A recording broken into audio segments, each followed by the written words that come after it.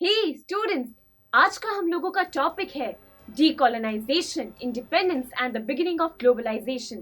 तो चलिए फिर दोस्तों, आज का टॉपिक शुरू करते हैं। ये काफी इंपॉर्टेंट है, इसलिए आप ध्यान दीजिएगा।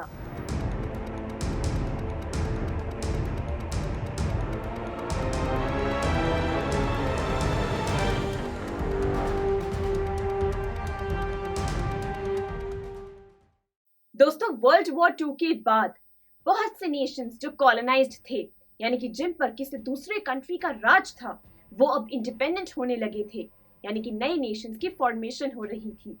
ये तो अच्छी बात है फ्रेंड्स, परंतु जानते हैं, ये जो नए नेशन सामने आ रहे थे, इन्होंने काफी ज्यादा उस समय इकोनॉमिक ट्रबल फेस किया। इन सभी नेशंस को पैसों की कमी होने लगी थी। उस समय शुरुआत में ब्रिटेन वुड्स भी इनकी मदद नहीं कर पाया, क्योंकि तब ब्रिटेन वुड्स पर मेनली कॉलोनियल पावर्स का ही कंट्रोल एस्टैब्लिश था। इसलिए फ्रेंड्स, इकोनॉमिक ट्रबल को फेस करने के लिए, इसका सामना करने के लिए इन नए नेशंस ने मिलकर एक ग्रुप बनाया, जिसको नाम दिया गया G77। G77 ने 3 डिमांड सामने रखी फ्रेंड्स। पहली डिमांड तो ये थी कि एक नया इंटरनेशनल इकोनॉमिक ऑर्डर लाया जाए, जिसके मुताबिक सारी की सारी पावर्स इंटरनेशनल मॉनेटरी फंड और वर्ल्ड बैंक को ना देकर कुछ पावर्स इन नए नेशंस को भी दे दी जाए। दूसरी डिमांड ये थी फ्रेंड्स कि इन सभी नेशंस को अपने नेचुरल रिसोर्सेज पर पूरा कंट्रोल दिया जाए, यानी कि ऐसा ना हो कि कोई नई कॉलोनियल पावर आए, इन पर राज करे और सारे के सारे नेचुरल रिसोर्सेज को एक्सप्लॉइट करके ले जाए। इसलिए नए नेशंस ने कहा कि हमें अपने नेचुरल रिसोर्सेज पर पूरा राइट चाहिए, पूरा कंट्रोल चाहिए। तीसरी डिमांड ये थी फ्रेंड्स कि इन नए नेशंस को डेवलप्ड नेशंस की मार्केट का एक्सेस दिया जाए, ताकि ये लोग डेवलप्ड कंट्रीज की मार्केट में जाकर अपनी चीजों को सेल कर पाए। तो ये थी दोस्तों 3 डिमांड्स G77 की। आपको इन तीनों डिमांड्स को याद रखना है, ये एग्जामिनेशन पॉइंट ऑफ व्यू से काफी इंपॉर्टेंट है। अब हम आगे बात करेंगे end of Bretton Woods and the beginning of globalization की। फ्रेंड्स, 1960 के बाद से ही यूनाइटेड स्टेट्स की कॉम्पिटिटिव और फाइनेंशियल स्ट्रेंथ कम होने लगी थी। इसके पीछे मेन रीजन था फ्रेंड्स, ओवरसीज इन्वॉल्वमेंट पर बहुत ज्यादा एक्सपेंडिचर आना, यानी कि बाकी कंट्रीज में यूनाइटेड स्टेट्स ने जो इन्वेस्टमेंट करी थी, उस पर बहुत ज्यादा एक्सपेंस आ रहा था दोस्तों। इसी के कारण यूएस की फाइनेंशियल स्ट्रेंथ और कॉम्पिटिटिव स्ट्रेंथ कम होने लगी थी। धीरे धीरे ये भी देखा गया कि डॉलर की वैल्यू अब स्टेबल नहीं रह पा रही थी दोस्तों। कभी तो डॉलर की वैल्यू 60 हो जाती, कभी 65 और कभी 70, जैसे कि हम आज भी देखते हैं। इसीलिए फ्रेंड्स, धीरे धीरे ब्रिटेन वुड्स जो फिक्स्ड एक्सचेंज रेट सिस्टम पर एस्टैब्लिश था, वो कोलैप्स हो गया और एक नया सिस्टम सामने आया, जिसे हम बुलाते हैं फ्लोटिंग एक्सचेंज रेट सिस्टम के नाम से। यही सिस्टम फ्रेंड्स आज भी फॉलो होता है। इस सिस्टम में जो करेंसीज की वैल्यू वेरिएट करती है दोस्तों, ये सब डिसाइड होता है फॉरेन एक्सचेंज मार्केट में करेंसीज की डिमांड और सप्लाई से। इसी के कारण फ्रेंड्स, ब्रिटेन वुड्स का जो पुराना सिस्टम था, वो कोलैप्स हो गया।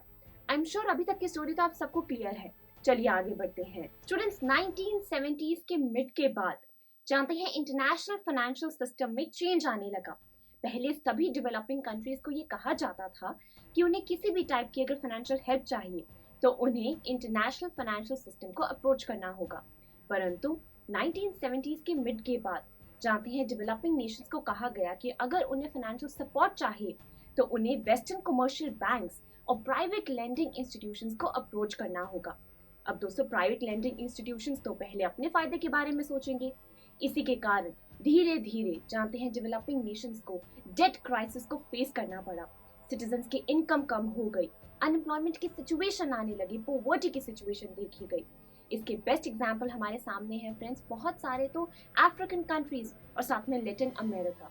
अब चाइना पर आएंगे दोस्तों। 1949 के बाद से ही चाइना ने खुद को वर्ल्ड इकोनॉमी से दूर कर दिया था, परंतु जब चाइना ने कुछ नई इकोनॉमिक पॉलिसीज को अपनाया और जब सोवियत यूनियन कोलैप्स हो गया, तब चाइना ने वर्ल्ड इकोनॉमी में वापसी ले ली। जानते हैं फ्रेंड्स, चाइना, इंडिया, ब्राजील, ये कुछ ऐसे नेशंस हैं जहां पर वेजेस काफी कम है, और इसी की वजह से इन नेशंस में एमएनसीज यानी कि मल्टीनेशनल कंपनीज ये बहुत ज्यादा अट्रैक्ट होती हैं। तब दोस्तों चाइना के केस में भी यही हुआ और वहीं से ग्लोबलाइजेशन की शुरुआत हुई। तभी तो दोस्तों हम कहते हैं कि ये टीवीज, मोबाइल फोन्स, टॉयज ये हमें मेड इन चाइना दिखाई देते हैं, क्योंकि दोस्तों चाइना में वेजेस के कम हो जाने के कारण फ्लो ऑफ ट्रेड बहुत ज्यादा बढ़ गया, फ्लो ऑफ कैपिटल बहुत ज्यादा बढ़ गया, यानी कि ग्लोबलाइजेशन की शुरुआत हो गई। तो दोस्तों इसी के साथ हमने हिस्ट्री का ये चैप्टर कंप्लीट कर लिया है। अगले लेक्चर में हम इस पूरे चैप्टर को एक समराइज्ड वे में डिस्कस करने वाले हैं, यानी कि नेक्स्ट लेक्चर है रिवीजन लेक्चर। तो चलिए फिर फ्रेंड्स, मिलेंगे अगले लेक्चर में। आई एम श्योर स्टूडेंट्स आपको ये वीडियो बहुत पसंद आया होगा। तो इसी तरह से एक मजेदार तरीके से अपने हर कॉन्सेप्ट को क्लियर करने के लिए डाउनलोड कीजिए PU Stack ऐप, जहां आपके लिए और भी कई सारे ऑप्शंस हैं, जैसे कि आपके लिए सैंपल पेपर्स हैं, back exercise solution, step videos and much more. So what are you waiting for? Download the app now.